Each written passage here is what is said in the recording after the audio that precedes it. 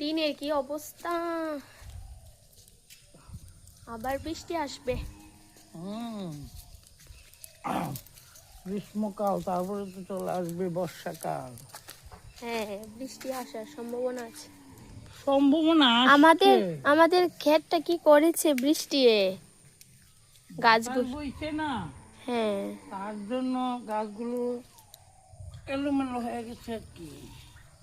এখন যদি ডাটাগুলি মা, না এই দেখো শসা হয়েছে এখানে। শশা শসা পারবো, এই ডাটাগুলি আছে মা না। কি রান্না করবে গো? ও, কি রান্না করব?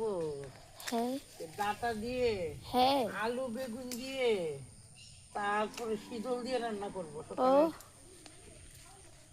তার জন্য ডাটাগুলি তুলে নিচ্ছি। দেখো না, মাটি জড়া হয়ে গেছে। হ্যাঁ বৃষ্টি হলে তো আর তুলতে পারবো না, হুম তার জন্য এখন উঠিয়ে নিচ্ছি। বৃষ্টি আসবে কিন্তু, আর আসবে তো। তাতে ভুল নেই, এই তো আসছে কিছুক্ষণের মধ্যে বৃষ্টি এসে গেছে। আর কালকের বাতাসে হ্যাঁ গাছগুলো এলোমেলো করে দিয়ে গেছে, হ্যাঁ তুলতে কষ্ট হচ্ছে। পোকা পাতাগুলো খেয়ে ফেলেছে, ডাটা পাতাগুলো। তাদের খাওয়ান তারা খাবে না, চলবে না।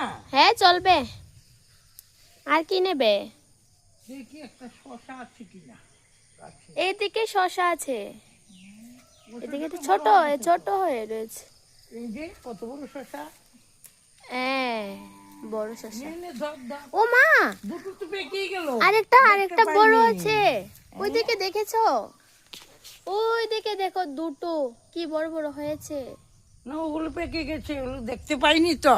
এগুলো দিয়ে এখন আর খাওয়া যাবে না, শশা দিয়ে টক রান্না করা যা, তিল বেটে। দেখে আসি তো। আসবে না, হ্যাঁ পাকার পরে বীজগুলা রেখে তারপরে তিল দিয়ে টক করলে খুব মজা। চলো চলো চলো, কি করবে?